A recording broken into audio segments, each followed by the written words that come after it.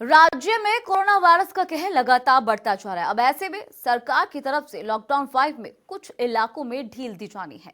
बता दें कि सरकार ने केंद्र के निर्देशों के अनुसार ही फैसला करने की बात कही है और माना जा रहा है कि 1 जून से ग्रीन जोन वाले इलाकों में कर्फ्यू ढील की मियाद 12 घंटे हो सकती है और इसी के साथ साथ बसेस के संचालन के साथ निजी वाहनों के परिवहन को लेकर भी राहत मिल सकती है। हालांकि कंटेनमेंट जोन और बफर जोन में कोई रियायत नहीं होगी, तो राज्य में लॉकडाउन 5 के दौरान बसों के चलने का समय बदल सकता है। तो आइए अब आपको ग्राफिक्स के जरिए बताते हैं कि प्रदेश में बसों की समय सारणी लगभग किस तरह की रहने वाली है। एचआरटीसी ने 1 जून से सशर्त बसें चलाने का निर्णय लिया है। सुबह 7 बजे से शाम 7 बजे तक बसें चलाने का ये फैसला लिया गया है। दूर दराज की बसों के समय में बदलाव संभव है। एचआरटीसी विभाग आरटीओ विभाग से सुझाव ले सकता है। अंतर्राज्यीय यात्रा के लिए पास बनाना बेहद जरूरी है।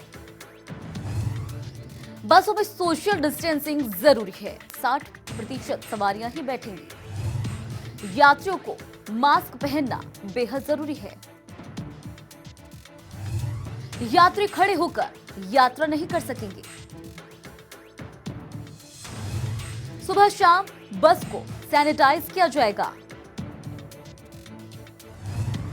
बस स्टॉप अड्डों में सफाई बेहद जरूरी रहने वाली है।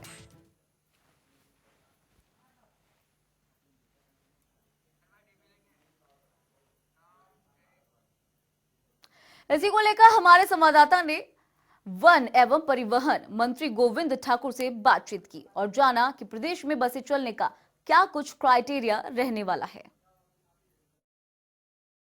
देश भर की तरह अब हिमाचल प्रदेश भी लॉकडाउन 5 के लिए तैयार है और इंतजार है सिर्फ एमएचए की गाइडलाइंस का। और ऐसे में सबसे बड़ा अगर हम बात करें जो कि हिमाचल प्रदेश की लाइफलाइन है ट्रांसपोर्ट, तो ऐसे में एचआरटीसी विभाग यानी कि हिमाचल पथ परिवहन निगम की बसेस किस तरह से हिमाचल प्रदेश में चलेंगी, परिवहन का क्या स्वरूप जो है वो हिमाचल प्रदेश में लॉकडाउन 5 के चलते रहने वाला है, इस बाबत बात करने के लिए हमारे साथ मौजूद हैं हिमाचल प्रदेश के परिवहन मंत्री गोविंद ठाकुर जी। गोविंद जी, स्वागत है आपका जनता टीवी में। धन्यवाद विकास जी।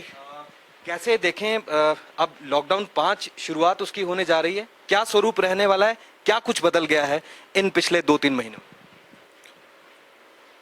कल 31 मई है, लॉकडाउन 4 समाप्त होने वाला है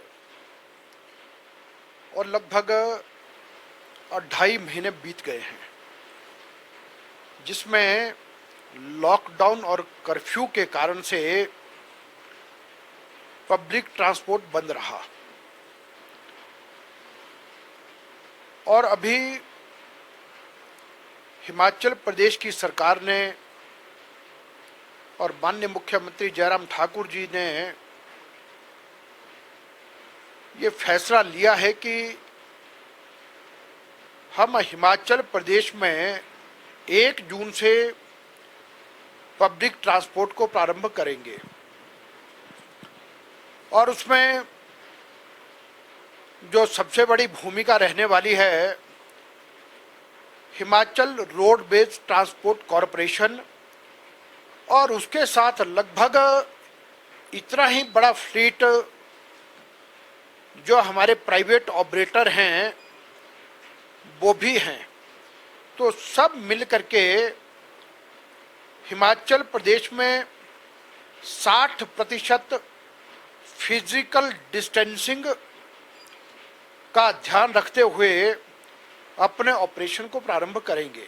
लेकिन ये कैसे सुनिश्चित किया जाएगा कि अब संक्रमण का खतरा, क्योंकि केसेस तो लगातार सामने आ रहे हैं, सरकार ये कह रही है कि पूरी तरह से रिकवरी रेट भी बहुत अच्छा है और तमाम चीजें, स्वास्थ्य सुविधाएं जो है बड़े अच्छे तरीके से हैं, लेकिन आपको नहीं लगता कि अगर ट्रांसपोर्टेशन इस तरह से अगर शुरू किया जाए तो तैयारी क्या है, परिवहन विभाग की तैयारी किस तरह?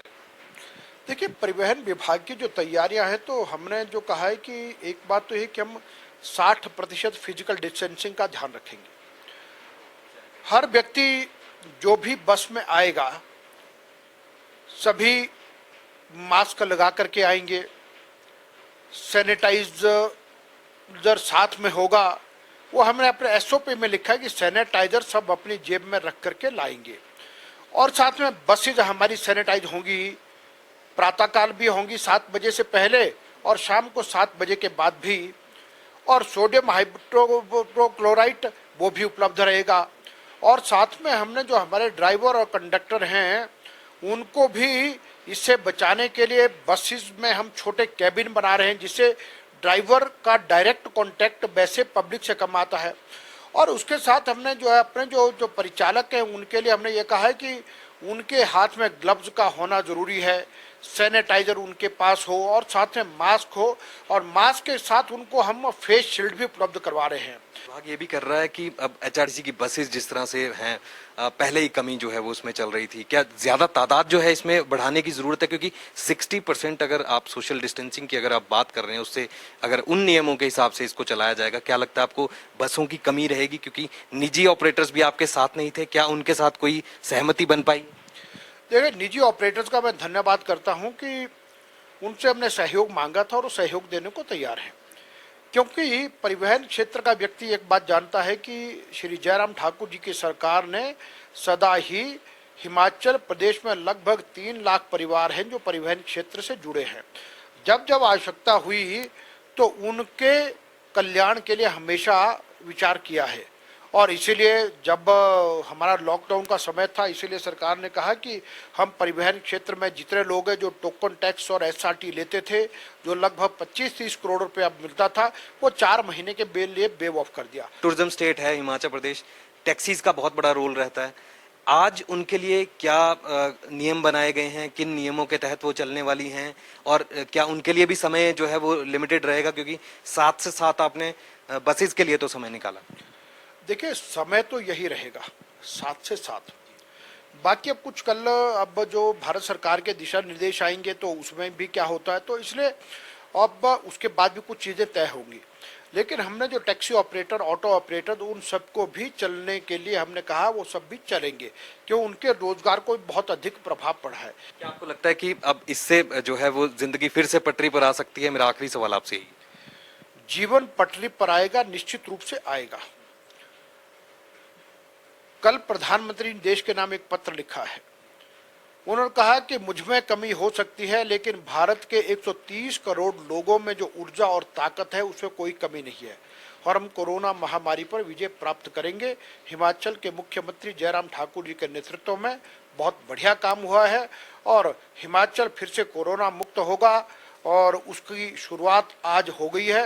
बातचीत करने के लिए शुक्रिया। तो ये थे परिवहन मंत्री गोविंद ठाकुर। इनका यही कहना है कि जिस तरह से महामारी के बुरे दौर में से पूरा राज्य ही नहीं बल्कि देश और विदेश भी इससे जूझ रहे हैं, ऐसे में हिमाचल प्रदेश की जो लाइफलाइन है परिवहन विभाग अब उसे पटरी पर लाने जा रहा है और ऐसे में अब जिंदगी फिर से पटरी पर लौटेगी। वहीं संक्रमण के खतरे को देखते हुए जो एहतियात है वो भी बरतने के परिवहन विभाग को निर्देश यहाँ पर जारी किए गए हैं। कैमरा पर्सन दीपक चौहान के साथ विकास शर्मा, जनता टीवी, शिमला।